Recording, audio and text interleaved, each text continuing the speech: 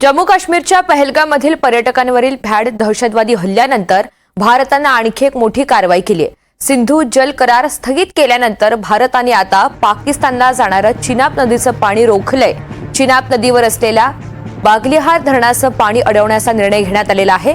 इतकंच नव्हे तर भारत आता काश्मीरातील किशनगंगा धरणामधून पाकिस्तानला जाणारं झेलम नदीचं पाणी रोखण्याची तयारी सुरू केलेली आहे, अशी माहिती सूत्रांनी दिली आहे। यामुळे पाकमध्ये पाण्याचे मोठे संकट उद्भवू शकते।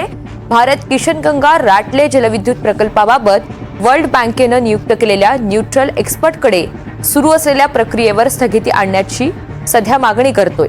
पहलगाम दहशतवादी हल्ल्यानंतर निर्माण झालेल्या नवीन परिस्थितीचा दाखला देत भारतानं संपूर्ण जलसंधी स्थगित ठेवण्याचा निर्णय घेतलाय।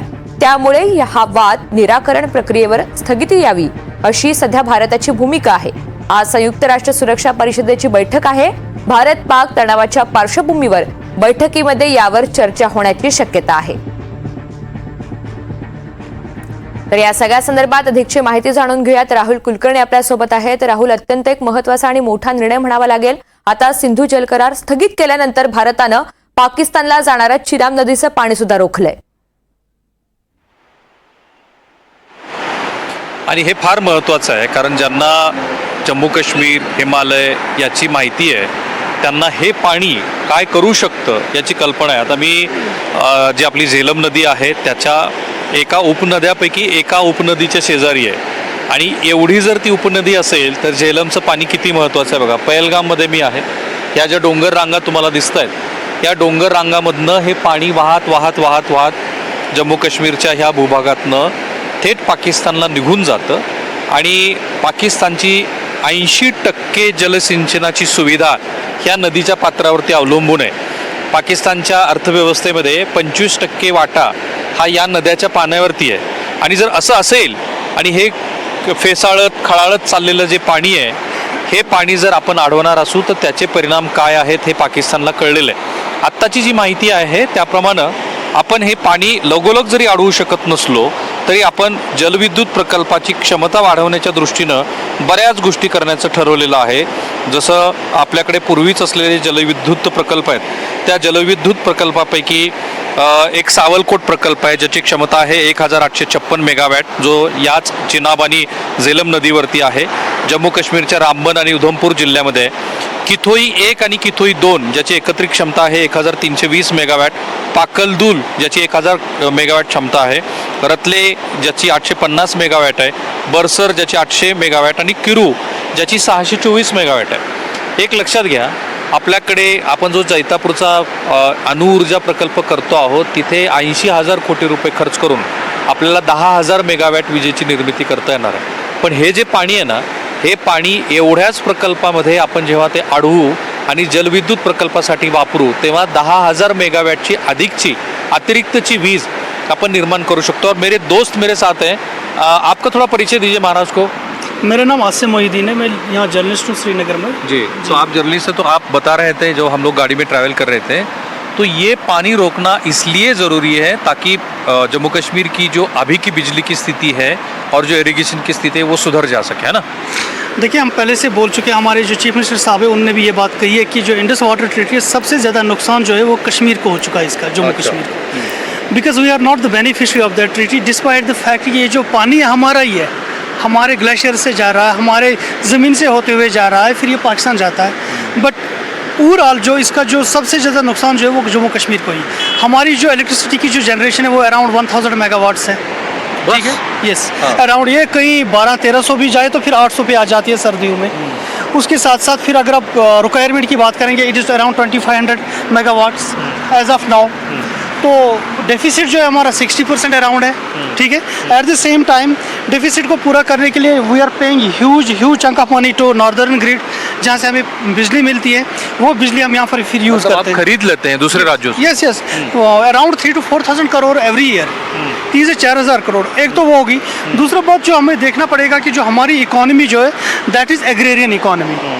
यहाँ पर जो हॉर्टिकल्चर है, एग्रीकल्चर है, वही हमारा बैकबोन है। Around 60% people rely on that. तो इरिगेशन का सबसे सेकंड जो हमारा लार्जर कंसर्न है यहाँ पर, बहुत सारे इलाकों से ये जो ट्रिब्यूटरीज है, फिर झेलम की बात करें, आप किशन गंगा की बात करें, it passes through thousands of village and hundreds of habitations. But the point is that Pakistan पहुँचते पहुँचते ये मुझे लग रहा है कि एटलीस्ट कश्मीर को तो पूरा सैराब करना चाहिए, इरीगेट करना चाहिए था, जो हमारी पर्सनल जो रिक्वायरमेंट हुआ नहीं। जो हमारी रिक्वायरमेंट्स है वो करना चाहिए। मुझे नहीं लग रहा ये 50% भी हमारी वो अभी तक पर्पस हमारे पर्पस को सर्व कर रहा तो ये है। बात होती है ना कि जब हाइड्रोलिक प्रोजेक्ट के लिए आपको करंट की ज़रूरत होती है। जब मैं नॉर्थ ईस्ट में जाता हूँ तो मैं देखता हूँ कि वहाँ का हिमालय का जो पानी है उसको बहुत करंट है। अब देखिए ये तेज़ बहाव है ना, तो ये तेज़ बहाव होने से आपको बिजली भी ज़्यादा मिलती है, लेकिन इसका वेरिएशन हो सकता है। जहाँ हम खड़े हैं पहलगाम में, जहाँ पे झेलम आती है, तो वहाँ पे शायद अलग करंट होगा। आगे जाके स्थिति क्या बनती है? अगर आप आगे जाएंगे तो इसका स्लो हो जाएगा, लेकिन इलेक्ट्रिसिटी जनरेशन के लिए आपको वहाँ प्लेन्स में आने की ज़रूरत नहीं है। जहाँ इसका सोर्स है, सोर्स के बाद बहुत सारे ऐसे इलाके हैं जहाँ पर इसका फ्लो जो होता है वो काफ़ी पावरफुल रहता है, ठीक है। वहाँ पर आपके पास आपकी जो रिसोर्सेज है उनकी कम रिक्वायरमेंट है, क्योंकि नेचुरल ऐसी चीज़ें बनी हुई है, उसको नेचुरल तरीके से ही रख के थोड़ा सा पैसा लगा के सेटअप करोगे। लोकल कम्युनिटीज़ को अगर आप वहाँ पर कैटर करते हो, इसी तरह छोटे छोटे प्रोजेक्ट्स बनाते हो, फिर जो लोकल कम्युनिटीज़ है, सी आप हाइड्रो इलेक्ट्रिसिटी जब बनाते हैं तो उससे ऐसा नहीं होता है कि मतलब आपका पानी ख़त्म हो जाता है, वो तो बहते हुए आगे बहते हुए आगे जाता। पानी तो फिर भी आएगा आपको, लेकिन एटलीस्ट वो चीज़ें क्या होती, एक तो आपका जो एनर्जी क्राइसिस है वो to a very large extent कम हो जाएगा। दूसरा, इन बेसिक फैसिलिटीज़ की वजह से हमारा अर्बनाइजेशन भी हो रहा है। बिजली जब गाँव में आपको नहीं मिली, दूर दराज तो क्यों अभी नहीं मिल रही है बिजली। बहुत सारे देखिए, बिजली 2 घंटे 4 घंटे 6 घंटे बिजली, you can't say it like in this 21st century. जब आपका मोबाइल फ़ोन से लेकर हर चीज़ इसी एनर्जी पे रिलाई करता है, तो आपको 6 घंटे की बिजली मिलेगी, वो भी सिर्फ एक बल्ब की बिजली मिलेगी। You need energy for everything. अभी हम लोग बिजली जितना चाहिए उतना नहीं कर पा रहे हो। मैं तो बोल रहा हूँ हमारा जो इस वक्त डेफिसिट है, जो अगर हम ऑफिशियल फिगर्स से ही देख लें, इट इज़ 60%। ठीक है, तो अभी जो पानी, जैसे हम लोग झेलम के आजू बाजू में खड़े हैं जहाँ से उसका उगम हुआ है, यहाँ से पानी जो निकल के जाता है, तो पाकिस्तान में जाते जाते कितने गाँवों में, कितने शहरों में और कितने खेतियों को वो इरिगेट करते हुए जाता है? इंटरेस्टिंग चीज़ ये है कि जब जहाँ हम खड़े, ये पहलगाम का इलाका है, ठीक है, ये एक it is one of the tributary, ठीक है। झेलम की ऐसी tributary। हाँ, ऐसी there are so many tributaries जो मर्ज हो रही है फिर झेलम के साथ। That is the mother of so many tributaries. वहीं से किशन गंगा है, उसके साथ भी बहुत सारी मिल जाती है। सबसे इंटरेस्टिंग चीज़ है, ये पूरे कश्मीर का जो एरिया है उससे होते हुए जाती है, फिर पाकिस्तान पहुँचती है। But at the same time जिन इलाकों से गुजरे उनमें ड्रिंकिंग वाटर की क्राइसिस है, उनमें इरिगेशन की। क्या बात करें आप, हम लोग हिमालय में खड़े हैं और आप कह रहे हो कि जम्मू कश्मीर में पानी की किल्लत होती है। सर आप एक काम कर लीजिए, आप चेक कर लीजिए पिछले 2-3 सालों की एडवाइजरी जो हॉर्टिकल्चर डिपार्टमेंट, एग्रीकल्चर डिपार्टमेंट से आ रही है, जो किसानों को बोल रही है इस इलाके में धान की काश्त नहीं होगी इस साल, पानी नहीं है, पानी नहीं है हमारे पास, इस इलाके में ये काश्त, इस क्रॉप को मत लगाओ क्योंकि हमारे पास पानी नहीं है। दे फेल टू डिलीवर। क्यों नहीं? फिर मुझे बहुत अचरज होता है कि इसका मतलब ये है कि इतना बड़ा नेचुरल रिसोर्सेज हमारे साथ हैं, सामने हिमालय है, हिमालय से बहते हुआ पानी है, हम लोग उसका यूटिलाइज कर नहीं पाए हैं। बिल्कुल नहीं हो रहा है। मैं तो बोल रहा हूँ ये तो सारा जो हमारे पास रिसोर्सेज है ना, अगर इसका 50% किया जाएगा ना, we can be one of the richest states of the country, क्योंकि हमारे पास सब कुछ है। तो कोई पॉलिसी बनी नहीं अब तक? नहीं, आज तक तो एक बार बनी थी, मुझे याद आ रही है वो 2007, 8, 10 के दरमियान कुछ वो छोटे छोटे पावर प्रोजेक्ट्स की पॉलिसी बनी थी पीपीपी मोड में, जिसमें सरकार हेल्प कर रही थी। कुछ इन्वेस्टर्स आ गए थे, उन्होंने इन्वेस्ट किया, कुछ अभी भी चल रहे हैं उसके प्रोजेक्ट्स, लेकिन फिर लॉन्ग रन में वो पॉलिसी नहीं चली। उसकी क्या वजह है, टेक्निकल इश्यूज है, क्या है, लेकिन वो नहीं चली, कोई प्रायोरिटी नहीं रही। बेसिकली सरकार का जो एक सस्टेनेबल डेवलपमेंट की तरफ कोई प्रायोरिटी ऐसी नहीं रही आज तक। हाँ, शॉर्ट टर्म में हम देते हैं, वहाँ से खरीद के, यहाँ से खरीद के लोगों को सर्व करते हैं, राजनीति चलती है ऐसी, बट लॉन्ग टर्म हमारा कोई विजन नहीं रहा। ठीक है, तो आप इतने स्टडीड आप जर्नलिस्ट है, इसलिए मैं पूछता हूँ कि क्या अभी की इस तारीख में जो इस पानी को रुकवाने की बात हो रही है, उसकी पॉसिबिलिटीज़ कितनी बनती है? देखिए, you have to see it through different ways. आप कुछ जैसे चिनाब का जो आपने देखा जम्मू में है, तो उसकी पॉसिबिलिटीज़ है। ओके, चिनाब ठीक में है? आप कर सकते हाँ, हो। हाँ, क्योंकि उसमें जब वो जा रहा हो अखनूर से, जब वो जाता है तो अखनूर से आगे तो फिर पाकिस्तान में ही हो जाता है ना, तो उसका कुछ ज़्यादा इम्पैक्ट वो लोकल पॉपुलेशन पे नहीं होगा। लेकिन when you come to Kashmir में पाकिस्तान पहुंचने से पहले ये 60% कश्मीर को क्रॉस करता है, अपना जो इलाका है उसको क्रॉस करता है। So you have to understand, अगर आप यहाँ पर कहीं पर रोक रहे हैं, इसको कहीं से डाइवर्ट कर रहे हैं, तो इससे क्या होगा कि आगे की जो पॉपुलेशन है जो भी इस पर रिलाई करता वो है इफेक्ट होगी। वो अफेक्ट होगी। हाँ, लॉन्ग टर्म में पॉसिबिलिटीज़ है, इफ़ यू हैव मनी तो है, पैसा तो है, लेकिन अगर प्रायोरिटी है और लॉन्ग टर्म में है तो लॉन्ग टर्म में पॉसिबल। तो अगर हम लोग रोक पाने में सक्षम होते हैं, जैसे आपने कहा कि बिजली वाली बात है, फिर खेती के लिए भी पानी होगा, तो क्या इससे इकोलॉजी कितनी इफेक्ट होगी और इकोनॉमी में कितना उसका इजाफा होगा? देखिए, इकोलॉजी का तो मैं अभी नहीं बोल सकता हूँ क्योंकि वो डिपेंड करता है प्लान कैसा होगा। बट मैं इकोनॉमी की ये बात कर रहा हूँ कि अगर हम इसमें सिर्फ यूटिलाइजेशन ही करें, वी कैन सेल इलेक्ट्रिक, जो हम 3-4 हज़ार करोड़ की बिजली इस वक्त खरीद रहे हैं ना, हम बेच सकते हैं। अलॉन्ग साइड दैट जो हमारी 60% जो रिलाई कर रही है एग्रेरियन इकोनॉमी, किसान लोग इस पर रिलाई कर रहे हैं क्योंकि 60% हमारी जो पॉपुलेशन है टूरिज्म से पहले भी नंबर 1 पे हमारी एग्रीकल्चर इकोनॉमी है, सेकंड पे है टूरिज्म। ठीक है, तो मुझे लग रहा है कि हमारे पास खेत जो हमारे फर्टाइल है काफ़ी, ऐसा राजस्थान में तो नहीं है, हम हरियाली है, यहाँ पर सब कुछ है। उससे क्या होगा, तो यहाँ का जो एप्पल है, यहाँ का जो क्रॉप है, हर कोई क्रॉप वो इतना ज़्यादा हो जाएगा तो मुझे नहीं लग रहा सरकारी नोकरी की हमें ज़्यादा ज़रूरत पडेगी फिर। ये तो बहुत बड़ी बात कही आपने. आणि हे बघा, हे किती सुंदर निसर्ग आहे. काय पाणी फेसाळत चाललंय. म्हणजे ज्यांना महाराष्ट्राच्या दुष्काळी भागात पश्चिम महाराष्ट्रातले पाण्याची लढाई माहिती आहे त्यांना हे पाणी काय वाटतं. आणि जम्मू काश्मीरमध्ये आपल्या ह्या भारताच्या शिरपेचाचा हा महत्त्वाचा कोहिनूर हिरा तो या हिमालयामुळेच आहे ना. वर आता जसं जसं आम्ही जाऊ ना, कारण त्या दिशेनं आम्ही चाललोच आहोत, तिथे तुम्हाला बर्फाची पूर्ण अशी रांग दिसते तुम्हाला ही बर्फाची रांग. आणि याच बर्फाच्या रांगातनं जेव्हा बर्फ वितळतो, तो वितळत वितळत ते पाणी तयार करतो, तेव्हा ह्या नद्या बारमाही होऊन जातात. आपल्याकडे बारमाही नद्यांचं प्रमाण फार कमी आहे आणि अशा फेसाळत वाहत येतात. असीम साहेब थोडा आगे आ जाई. आणि त्या जेव्हा वाहत येतात तेव्हा हे नदीचं पात्रही किती मोठं भव्य दिसतं बघा. प्रतीक जरा हे पात्र दाखवा. हे असं मोठं नदीचं पात्र आहे. खरं तर इथे आपल्याला डायवर्ट करता आलं असतं असं असीमचं म्हणणं आहे. ते आपण करू शकलो नाही. तो मैं अपने लोगों को, अपने दर्शकों को ये बता रहा था कि हिमालय का अपना एक वजूद है ना. इस पानी का भी एक वजूद है. तो हिमालय अपने आप में इसमें क्या कंट्रीब्यूट करता है? क्या 12 महीने इस तरीके से पानी बहता रहता है? हाँ, देखिए, आपको दो चीज़ें देखनी है. हिमालय जो है it is a rich of resources. Obviously आपके मेजर जो ग्लेशियर से कंट्री के वो यहीं से आते हैं. ठीक है, ये सारा पानी, हाँ, इसमें वो कम विंटर्स में डिक्लाइन होता है. लेकिन अगर हमारा जो कंजप्शन की मतलब जो हमारी बहुत सारी ट्रिब्यूटरीज है, ऐसा नहीं है कि ख़त्म हो जाता है. अगर कोई आपका 100 मेगावाट्स का प्रोजेक्ट है, उसमें गिरकर 50 पे आ जाता है, 30 पे आ जाता है. But when you many more projects तो आप कैटर कर सकते हो. और दूसरी बात ये है कि आपके पास बैंक है. नॉर्दर्न ग्रिड जो हमारा वो एक बैंक है जहाँ पर हमारी एक पॉलिसी हो सकती थी, या यहाँ से पानी स्टोर वहाँ पे किया. पानी नहीं, बिजली स्टोर. हम समर्स में तो प्लेन्स में तो काफ़ी ज़्यादा गर्मी होती है, वहाँ कंजप्शन ज़्यादा होती है. हम समर्स में उनको दे देते, विंटर्स में वो हमें वापस देते, क्योंकि विंटर्स में प्लेन्स में कम ज़रूरत पड़ती है बिजली की, एनर्जी की, तो हमें ज़्यादा ज़रूरत पड़ती है उस वक्त. तो एक एक्सचेंज मोड में हो जाता है. तो वो चीज़ नहीं होती कि प्रॉब्लम नहीं होती. Basically you would have a lot of money to save and at the same time इससे क्या प्रॉस्पेरिटी आपकी आ जाती, क्योंकि आपके पास खेत, ये जो एग्रेरियन इकोनॉमी, इसका बूस्ट मिल जाता, आपका टूरिज्म इसका बूस्ट मिल जाता. जो आप इंडस्ट्रियलाइजेशन की बात करें, मैं बोल रहा हूँ, वो आज के डेट में एक हॉलो स्लोगन है. You can not do it, neither you could do it so far, all because आपके पास बिजली नहीं है. आप पहले बिजली पे फोकस करो, रिसोर्सेज से आपके पास थोड़ा इन्वेस्ट इस पे करने की कोशिश करो, बिजली जनरेट करो, लोकल्स को बिजली दे दो, इंडस्ट्रियलाइजेशन खुद ब खुद. तो अभी जब केंद्र सरकार ये कह रही है कि हम लोग इसको रुकवाएंगे, तो कश्मीर के लोग क्या सोचते हैं इसको लेकर? सी, हम तो पहले से ये बात कर रहे हैं, कश्मीरी आपने लोग. कहा भी कि हाँ. ये सिंधु एग्रीमेंट का सबसे बड़ा नुकसान तो आपको ही हुआ.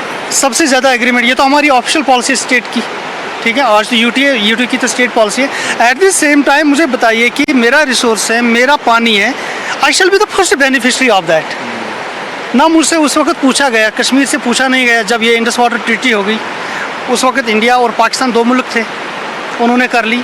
कश्मीर से गुजर रहा है, ठीक है, हम we are part of the country, but at the same time हमारा हक बनता था, हमसे पूछ लेते कि भाई आपको कोई नुकसान तो नहीं हो रहा है.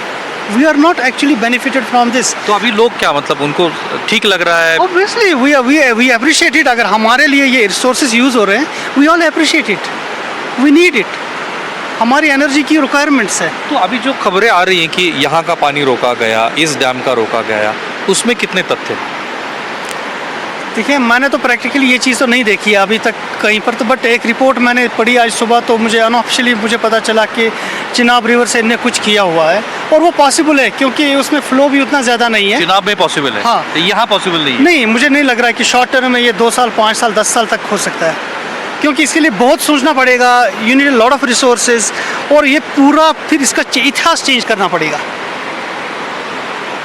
जो वितस्ता है, आज तो झेलम बोल रहे, पहले वितस्ता थी ये, इसकी एक अपनी हिस्ट्री है, इसकी अपनी एक हिस्ट्री थी। It has served as an island. इसके थ्रू हमारा जो ट्रेड रूट पहले यही हुआ करता था, जब डिवीजन नहीं था, पार्टीशन नहीं था।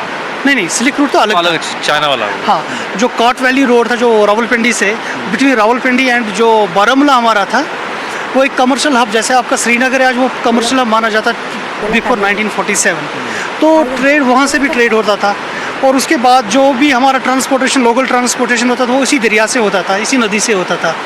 तो उसका एक अपना इतिहास है, और उसमें एक वो जो स्ट्रेटजिकली बना हुआ है, क्योंकि पहाड़ आपके इतने बड़े बड़े पहाड़ है दोनों साइड से, आप कहाँ से लोगे, कैसे लोगे, क्योंकि आपने लेने के वक्त आपने ये भी सोचना है, जो पॉपुलेशन दोनों बैंक्स के ऊपर है, दोनों किनारों के ऊपर पूरा पॉपुलेशन है, तो वो अफेक्ट ना हो जाए। So it needs a big ठीक है, मेरा एक आखिरी सवाल है आपसे कि पॉलिटिकल पार्टी जो है, क्या जैसे पीडीपी है, नेशनल कॉन्फ्रेंस है, कांग्रेस पार्टी है, अब तो बीजेपी बहुत लेट आई इस स्टेट के पॉलिटिक्स में, उनका क्या रोल रहा इस पूरी वाटर पॉलिसी को लेके, बिजली नहीं है उसको लेके? नहीं, फ्रैंकली स्पीकिंग तो मुझे नहीं लग रहा कि गवर्नेंस यहाँ पर कभी भी कोई प्रायोरिटी रही है। पानी क्या, कोई गवर्नेंस का रोल ही नहीं रहा यहाँ पर। डेवलपमेंटल गवर्नेंस, यहाँ पर पॉलिटिक्स कॉन्फ्लिक्ट रिलेटेड ही चली है पिछले 30 सालों से। तो ये तो Indus water treaty was a big issue, ये तो आज आ रहा है हमारे सामने। हाँ, कभी कभी ऐसा स्टेटमेंट हुआ है, कभी कभी, लेकिन लोगों को ये पता भी नहीं था, to be very honest about it. लोगों को इस चीज़ के बारे में कुछ पता भी नहीं था, क्या कि बस वो क्राइसिस होती थी एनर्जी की, तो हमारी सरकार बोलती थी हमने नॉर्दर्न ग्रिड से इतनी खरीदी, आप दे देंगे। वो एक शॉर्ट टर्म मेजर होता था, लॉन्ग टर्म में हमने कभी सोचा नहीं इन चीज़ों पे, चाहे पानी। मैं जब ये पूरा, बहुत बहुत शुक्रिया आपका, मैं जब देखता हूँ कि इतना सुहावना मौसम है, क्या ब्यूटी है हमारे देश की, और मुझे कभी कभी लगता है, मला असं वाटतं, मैं हमेशा बोलता हूँ कि अगर जम्मू कश्मीर में शांति रहती, अमन रहता, तो पर कैपिटा इनकम में सबसे ज़्यादा किस स्टेट का इनकम रहता, तो वो आप लोगों का रहता। हालांकि अब स्थिति अलग बनी है, 3 दशकों से आपने ये सहा है। मैं इसमें एक चीज़ बता दूं आपको कि अगर आज भी देखेंगे हमारी per capita income because of all this, हाँ, जितना कुछ हमारे साथ हुआ, फिर भी मेजॉरिटी ऑफ द स्टेट्स हमारी बेटर है। सो इमेजिन, मैं तो आपको ये बता रहा हूँ कि मैं कभी कभी इमेजिन कर रहा था पिछले 1 महीना पहले, 22 अप्रैल से पहले जब ये घटना हुई यहाँ पर पहलगाम में, मुझे लग रहा था मैं दुबई में हूँ। एलीट टूरिज्म यहाँ पर था। श्रीनगर में आपको 10,000 से नीचे रूम ही नहीं मिलता था, पैकेट था मई जून तक। तो मैं आशा करता हूँ कि ये जो है एक अलग लेवल का टूरिज्म था, एक अलग लेवल तो वही तो डिस्टर्ब करना चाहते थे ना. बहुत बहुत शुक्रिया आपका. असं आहे ऋतुजा की ही गोष्ट यासाठी महत्त्वाची आहे की हे पाणी आढळलं तर जम्मू काश्मीरमध्ये प्रॉस्पेरिटी येईल, त्यांचं उत्पन्न वाढेलच, पण देशाच्या प्रगतीमध्ये ते फार महत्त्वाचं आहे. अर्थात जसे माझे मित्र सांगत होते की इतक्यात तर ते काही शक्य नाही आहे, पण हा निसर्ग बघा ना, हा निसर्ग तुमच्या डोळ्याला कधीही सुखकारक उत्साहवर्धक वाटतो. नुसता पाण्याचा आवाज जरी ऐकला आपण तरी ते मन भरून येण्यासारखी गोष्ट आहे. अगदी, आणि त्यामुळे तिथल्या राज्याला तर त्याचा फायदा होणारच आहे आणि दुसरीकडे पाकमध्ये या पाण्याचे मोठे संकट उद्भवू शकते. अनेक त्याचे परिणाम त्यांना तिथे भोगावे लागणार आहेत. झेलम नदीच्या पात्रामध्ये नेमकी काय स्थिती आहे, कसे परिणाम होतील हे थेटपणे आपण सांगितलं. राहुल, त्यासाठी धन्यवाद.